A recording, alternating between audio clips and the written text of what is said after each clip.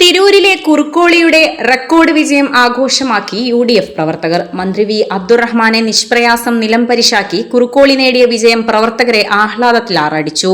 വോട്ടെണ്ണൽ നടക്കുന്ന Tirur SSM polytechnic college പരിസരത്ത് പ്രവർത്തകർ ആവേശത്തിമിർപ്പിൽ ആറാടി.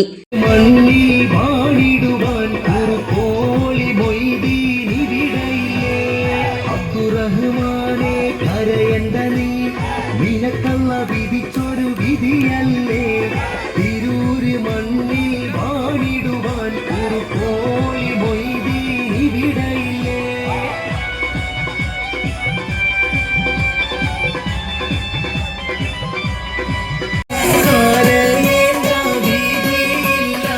അബ്ദുറഹ്മാനെ ഇടതിന്റെ മുമ്പ് തകർത്ത് ഇതാ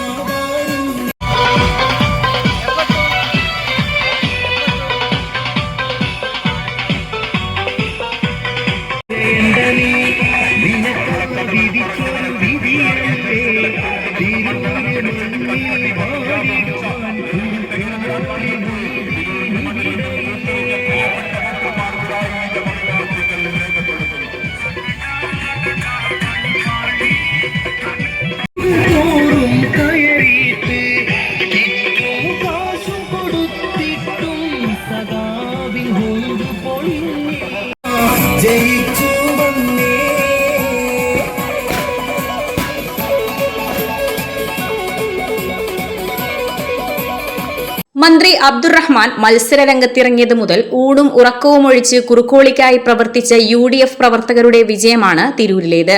കഴിഞ്ഞ തവണ 7000-ലേറെ വോട്ടുകൾക്കായിരുന്നു വിജയം. ഇത്തവണ 20,000-ലേക്ക് എത്തുന്ന രീതിയിലാണ് ലീഡ് നില ഉയരുന്നത്.